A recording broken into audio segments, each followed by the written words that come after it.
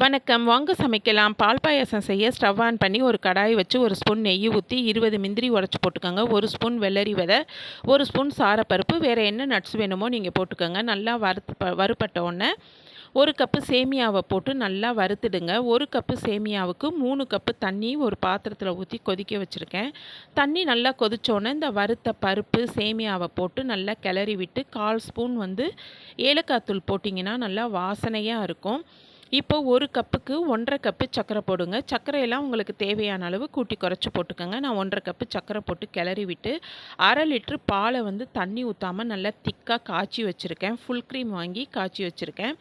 இந்த பால் நல்லா காய்ச்சி ஆற வச்சிடணும். ஏன்னா இந்த பாயாசமும் சூடாக இருக்கா, அதோட சூடான பாலை ஊற்றினோம்னா திரண்டுடும். அதனால் பால் நல்லா ஆறினோன்னே இதில் ஊற்றி கிளறி விட்டிங்கன்னா சூப்பரான பால் பாயாசம் ரெடி. இன்றைக்கி ஆடி வெள்ளிக்கிழமை சாமிக்கும் வச்சு படைச்சாச்சு. பாயாசமும் செம்ம டேஸ்ட்.